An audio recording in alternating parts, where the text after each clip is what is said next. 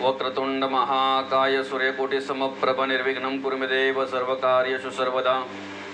या कुन्देन्दुशारदवलया शुभ्रवस्त्रावृतया विनावर्दण्डमण्डितकरया श्वेतपद्मासना या ब्रह्माच्युतशङ्करा प्रभृतिवि देवे सदा वंदिता सामान्पतु सरस्वती भगवती निशेष जाड्यापहा। पांडुरंग परमात्म्याच्या चरणी नतमस्तक होऊन श्री गणेशाला वंदन करून श्री सद्गुरुचरणी शिरसाष्टांग नमस्कार करून आजच्या या सेवेच्या 74व्या भागाला आपण सुरुवात करत आहोत। आपण देव ह्या विषयावर चिंतन करत आहोत। 73व्या भागामध्ये आपण देव या विषयावर चिंतन केलेलं आहे आणि त्यालाच धरून आजच्या या आपल्या 74व्या भागावर देव या विषयावर आपण चिंतन करणार आहोत। आपण बघितलं की सर्वश्रेष्ठ देव जर असेल तर प्रत्येकाच्या अंतरामध्ये कार्य करणारा, प्रत्येकाला सांभाळणारा, ज्याच्यापासून पिंडाची निर्मिती आहे आणि त्याच्याच पासून ब्रह्मांडाची निर्मिती आहे। पिंडामध्ये कार्य करण्यासाठी आणि ब्रह्मांडामध्ये सगळ्या प्रकारचं कार्य व्यवस्थितरित्या घडण्यासाठी होण्यासाठी जो सामर्थ्य देतो त्याला देव म्हणतात। तुम्हा आम्हाला सांभाळणारा, संपूर्ण जगातील, संपूर्ण सृष्टीतील 84 लक्ष जीवयोनीला सांभाळणारा, पंचतत्वांना सांभाळणारा, सगळ्यांचा निर्माता जो आहे त्याला आपण देव म्हणतो। आणि तोच देव सर्वश्रेष्ठ, त्याच देवाची ओळख प्रत्येक संतांनी सर्वश्रेष्ठ म्हणून करून दिलेली आहे। बाकी आपण जे म्हणतोय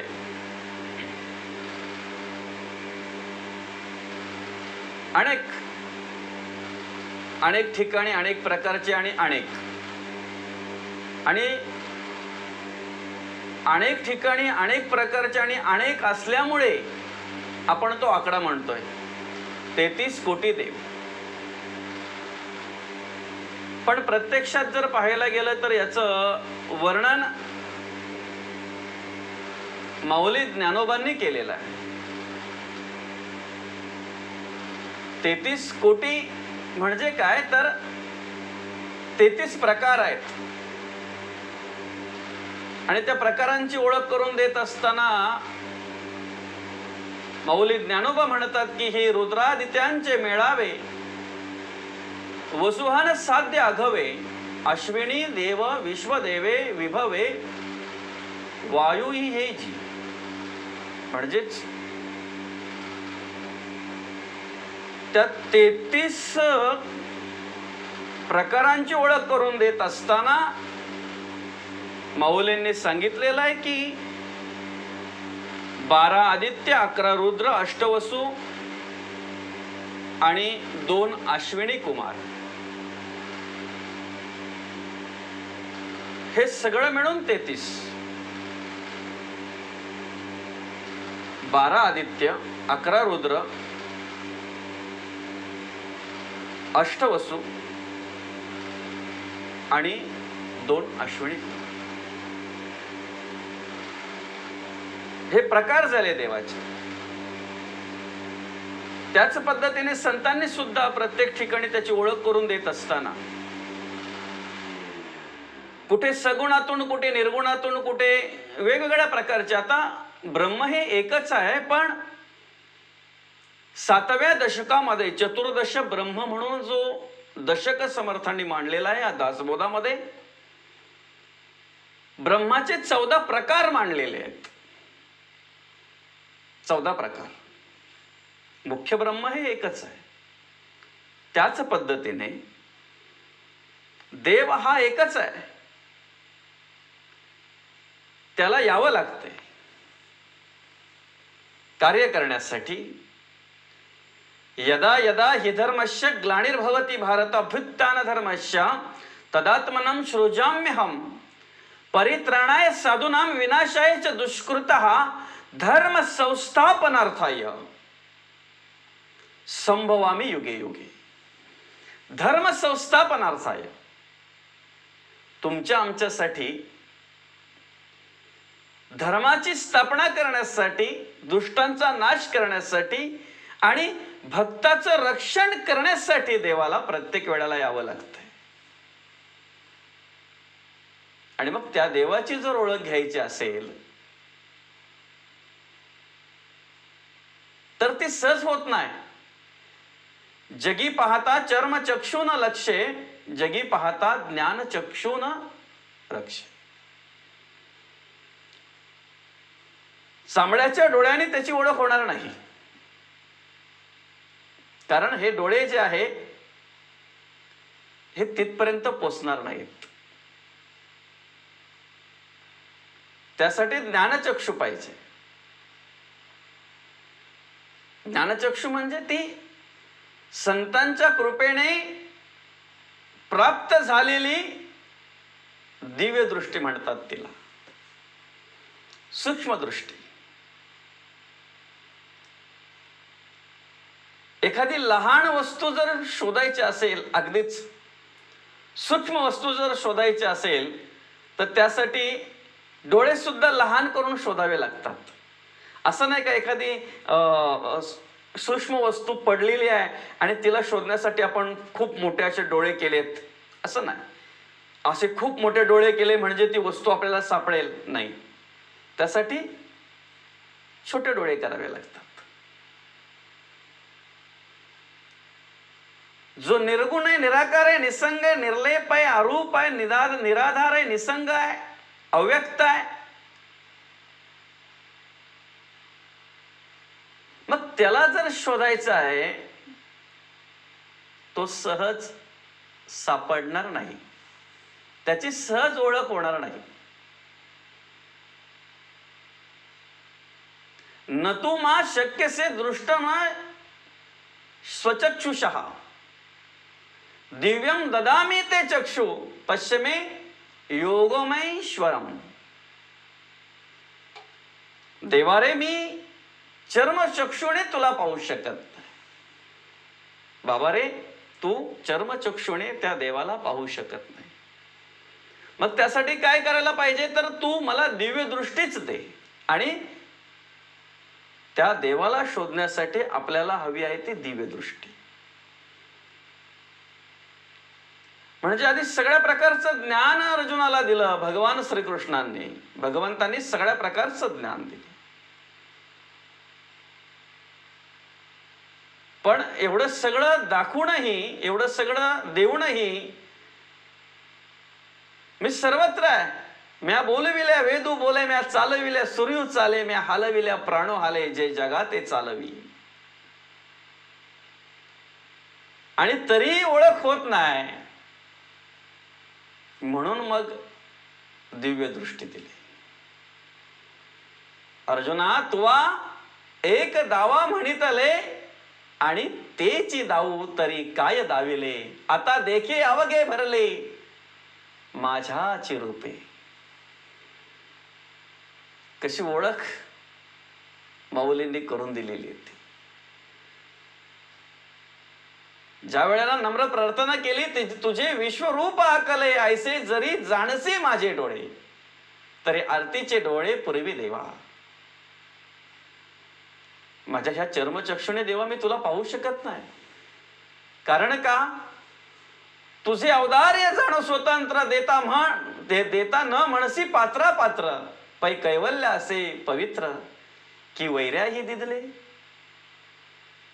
देवा तुझं स्वरूपच असं आहे, देवा तुझं रूपच असं आहे की मी सहज ते ओळखू शकत नाही. सर्वांसाठी तू सारखा आहेस, सर्वत्र आहेस. आणि सर्वत्र आहेस हे स्वरूप मला पाहायचं आहे, पण मी हे चर्मचक्षुने पाहू शकत नाही. आणि म्हणूनच त्याची ओळख करून देत असताना संतांनी सांगितलेलं आहे, राम गावा, राम द्यावा, राम जीवींचा विसावा. एवढंच नाही तर जगद्गुरु तुकाराम महाराज म्हणतात, कृष्ण माझी माता, कृष्ण माझा पिता, बंधू बहीण चुलता, कृष्ण माझा.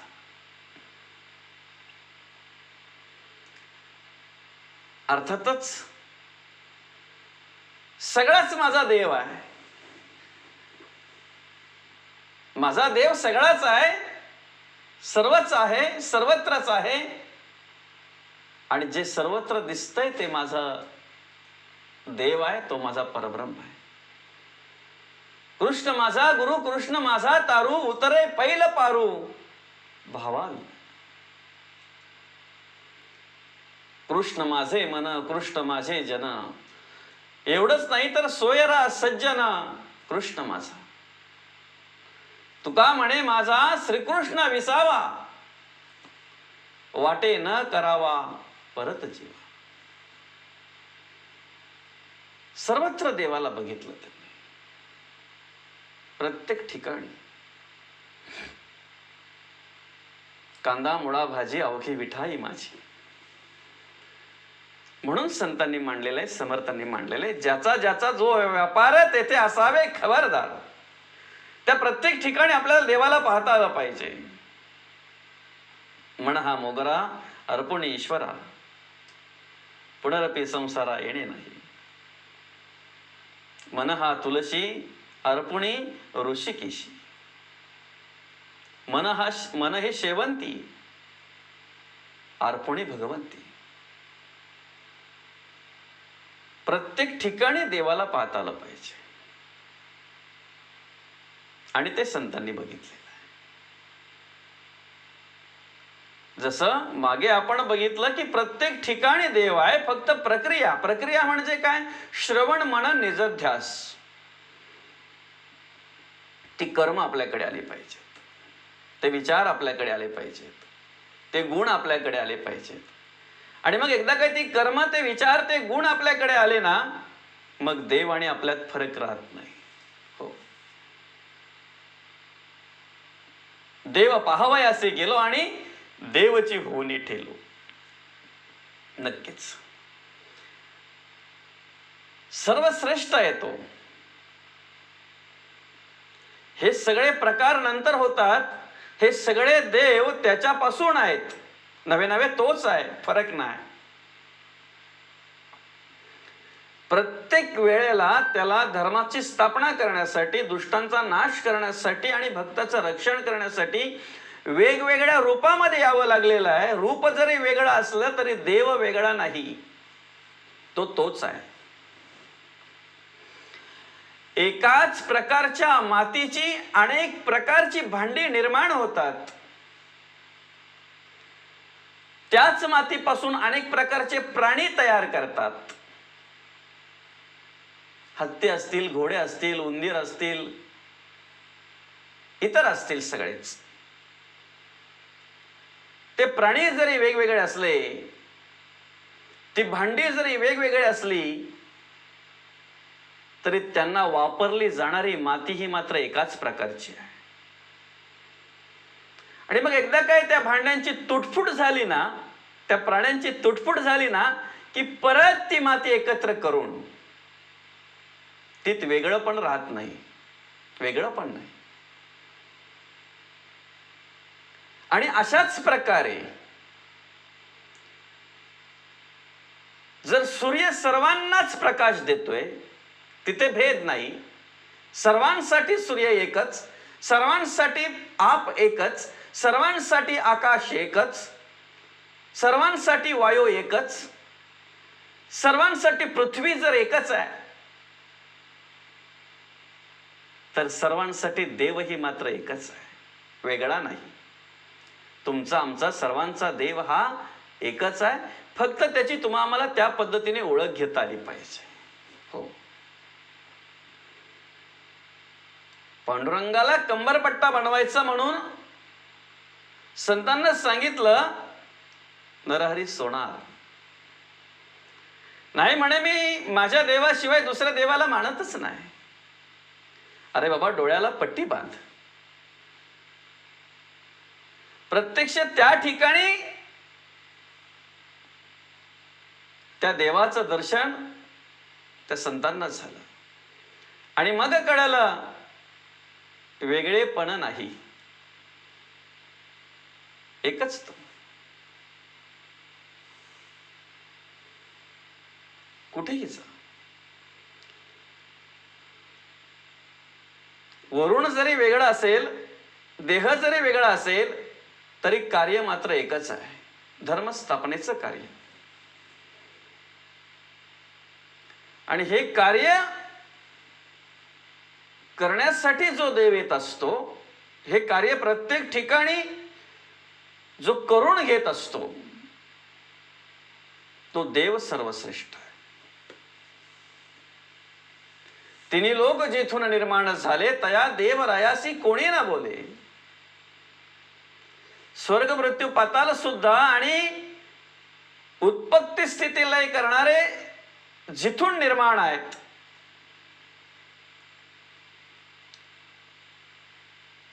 सर्वच सृष्टीमध्ये जे जे काही कार्य चालू आहे, जे जे काही कार्य करतंय, प्रत्येक पंचभूतांपैकी प्रत्येक भूत सामर्थ्य कोणाचं आहे? तिन्ही लोक जेथून निर्माण झाले, तया देव रायासी कोणी न बोले. जगी थोरला देव तो चोरलासे, श्री गुरु विन तो सर्वथही न दिसे.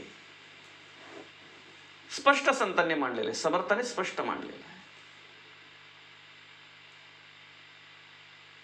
सद्गुरूंशिवाय तो दिसणार नाही, त्याची प्राप्ती होणार नाही.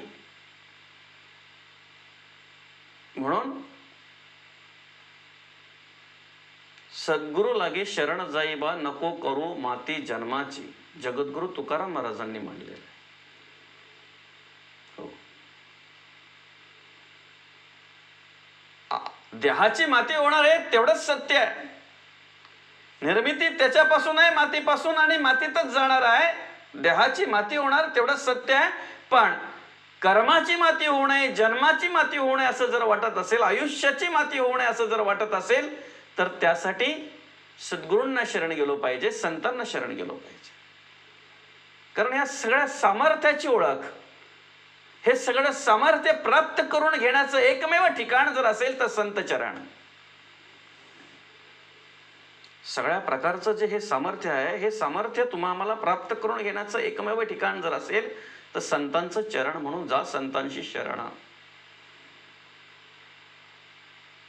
वेद श्रुती नेती नेती, तेथे मज मूर्खाची मती पवाडेल कोठे. ज्याची ओळख घेण्यासाठी ते सुद्धा थकले,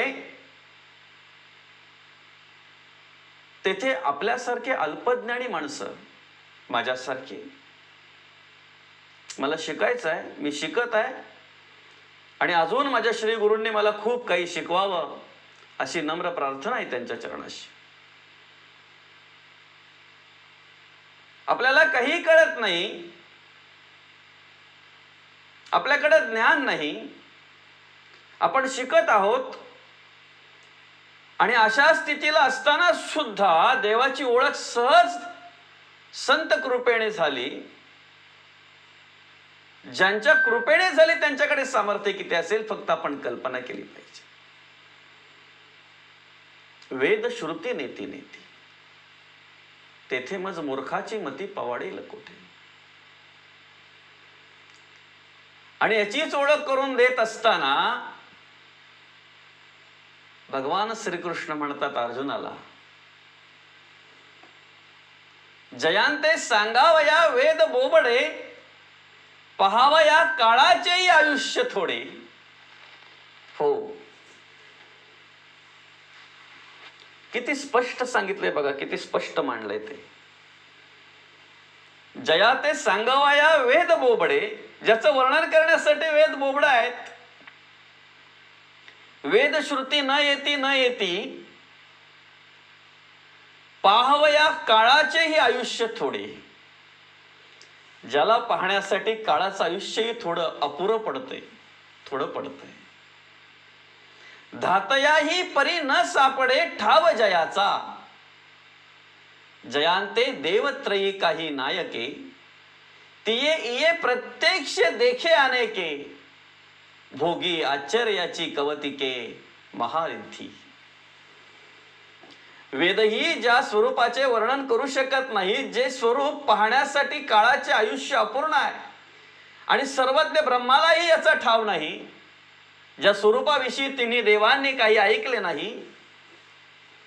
बघा कशी ओळख भगवंतांनी करून दिलेली आहे. अशा प्रकारची माझी अनेक रूपे तू प्रत्यक्ष पहा, आणि ती पाहण्यासाठी त्याचा आनंद घे, तू त्याचा उपभोग घे, आणि हे आत्मसात करण्यासाठी, हे सामर्थ्य तुला प्राप्त करून देण्यासाठी मी तुला दिव्य दृष्टी देतो. आणि मग ज्यावेळी दिव्य दृष्टी दिली त्यावेळी अनेक प्रकारचं रूप बघितल्यानंतर आपोआप डोळे मिटले गेले.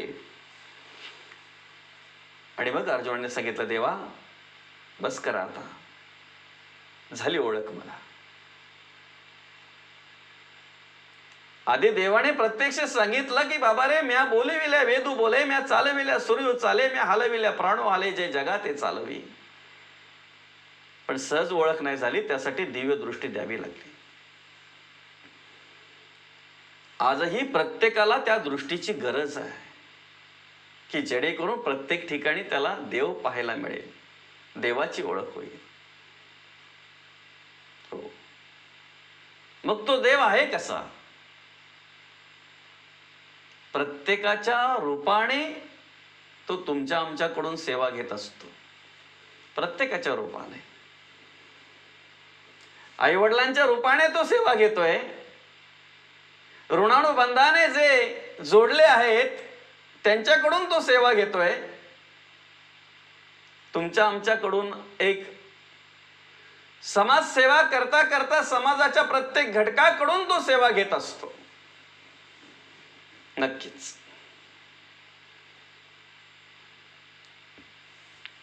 देव अनेक प्रकारे कार्य करत असतो, अनेक रूपाने कार्य करत असतो. फक्त त्याचं दर्शन घेता आलं पाहिजे, त्याची प्रत्यक्षात ओळख घेता आली पाहिजे. ज्या वेळेला संकट येतात ना, त्यावेळेला त्या संकटातून तारण्यासाठी, तुम्हा आम्हाला मोकळं करण्यासाठी, त्या संकटातून सावरण्यासाठी जो पण पुढे उभा राहतो ना, भले तो रूपाने जरी माणूस असेल, देहाने जरी माणूस असेल, तरी त्या संकटातून तुम्हा आम्हाला सावरणारा म्हणजेच ते देवाचंच स्वरूप आहे. त्या संकटातून तुम्हा आम्हाला मोकळा करणारा म्हणजेच ते देवाचंच स्वरूप आहे. आणि अशा ठिकाणी देवाचंच दर्शन झालं पाहिजे. नक्कीच. म्हणून जगी थोरला देव तो चोरला. अशा प्रकारे प्रत्येकाकडून सेवा घेणारा, प्रत्येकाच्या अनेकाच्या रूपाने सेवा करणारा हा देव. आणि ह्या देवाची जर तुम्हा आम्हाला आपल्या घरातच ओळख करून घ्यायची असेल, आपल्या देहातच जर ओळख करून घ्यायची असेल, तर त्यासाठी स्पष्ट आणि स्पष्ट पत्ता दिलेला आहे, जा संतांशी शरण. हो, संत संघाशिवाय त्याची प्राप्ती होणार नाही. संत संघाशिवाय नाही. देवाचे पायी घे मना बुडी, नको धावू ओढी इंद्रियांशी, सर्व सुख तेथे. कोठे? देवाच्या चरणाशी. सर्व सुख तेथे होती एक वेळे, न सरती काळे कल्पांतीही. म्हणून बाबा रे, त्याच देवाच्या चरणाशी अखंड तुम्ही आम्ही स्थिर राहिलो पाहिजे. अखंड. म्हणून देवाच्या दर्शनासाठी घरातून मंदिरापर्यंत नेणारा देव श्रेष्ठ आहे. तिथे गेल्यानंतर त्या मूर्ती रूपाने सगुण रूपात आलेल्या देवाची जी मूर्ती असते, त्या मूर्तीचं डोळे भरून जो दर्शन घेऊन देतोय, तोंडातून जो त्याचं स्तवन करून घेतोय, तो तुमच्या आमच्या अंतरी असलेला अंतरात्मा सर्वश्रेष्ठ आहे.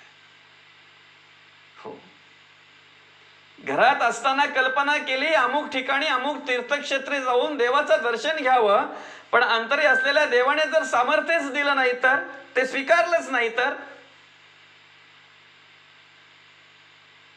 म्हणून वसे हृदयी देव तो जाण ऐसा, नभाचे परिव्यापकू जाण तैसा.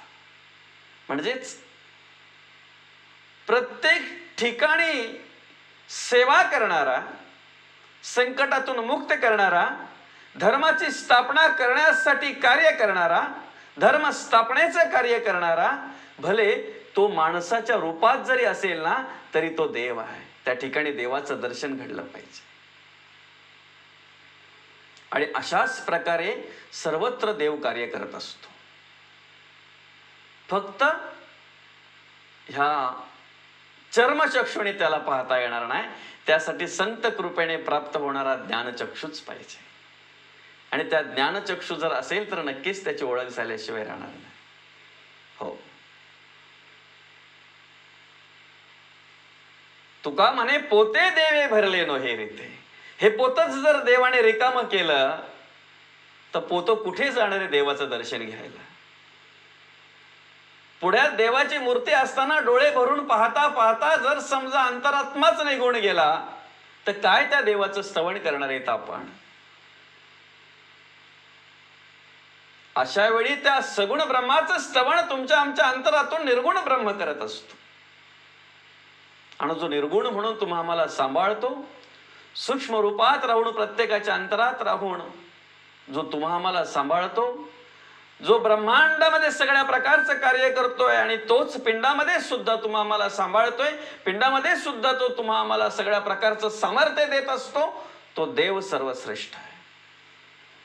त्याच देवाची पूजा तुमच्या आमच्याकडून घडावी, त्याच देवाचं नामस्मरण तुमच्या आमच्याकडून घडावं, त्याच देवाची सेवा तुमच्या आमच्याकडून घडावी म्हणून तोच देव आई वडिलांच्या रूपात आपल्या घरात राहून सेवा घेत असतो. संतांच्या रूपाने आपल्याकडे येऊन सेवा घेत असतो. ऋणानुबंधाने जे जे कुणी जोडले जातात आपल्याला, त्यांच्या रूपाने तो देव सेवा घेत असतो. आणि समाज सेवा करत असताना जी समाजाची आपण सेवा करत असतो त्या ठिकाणी प्रत्येक ठिकाणी तो सूक्ष्म प्रत्येकाच्या अंतरी असणारा देव तो सेवा घेत असतो. म्हणून याचीच ओळख करून देत असताना समर्थांनी दासबोधामध्ये मांडलेले नाना शरीरे म्हणजे नाना मंदिरे, त्यात राहायचे जीवेश्वरे. एवढंच नाही, त्याच्या पलीकडे जाऊन समर्थांनी ओळख करून दिलेली आहे की देव देवालयामध्ये लपला. हा देवालय आहे. नरदेह म्हणजेच देवालय आहे, मनुष्य देह म्हणजे देवालय आहे आणि याच्यामध्ये देव लपलेला आहे. देऊल पूजिता पावे त्याला. देवळाची जी आपण सेवा करतोय, देहाची जी आपण सेवा करतोय, ती सेवा देवापर्यंत पोचली जाते. त्या ठिकाणी ती सेवा स्वीकारण्यासाठी प्रत्येकाच्या अंतरी देव असतो आणि तो देव ती सेवा स्वीकारत असतो. देऊल पूजिता पावे त्याला. आणि मग पुढे ओळख करून दिलेली आहे की सृष्टीमध्ये ज्याला त्याला ऐसेची आहे. प्रत्येक प्राण्या पक्षाकडून तो सेवा घेत असतो. फक्त पाहता आलं पाहिजे. आणि याची ओळख कोणी घेतली? संतांनी. ती ओळख, ती जाणीव तुमच्या आमच्याकडे प्राप्त व्हावी ही नम्र प्रार्थना आणि ही नम्र निवेदन आपण संतांकडे करूया की प्रत्येक ठिकाणी आम्हाला देवाचं दर्शन झालं पाहिजे. जे जे दिशे भूत ते माने जे भगवंत. प्रत्येक तत्वामध्ये प्रत्येक ठिकाणी जळी स्थळी काष्टी पाषाणी सभई अभ्यंतरी प्रत्येक ठिकाणी देवाची ओळख झाली पाहिजे, देवाचं स्मरण झालं पाहिजे. हीच प्रार्थना पांडुरंगाकडे करून, श्री समर्थांकडे करून आजच्या या 74व्या भागाला आपण पूर्णविराम देऊया. रामकृष्ण हरी, रामकृष्ण हरी, रामकृष्ण हरी.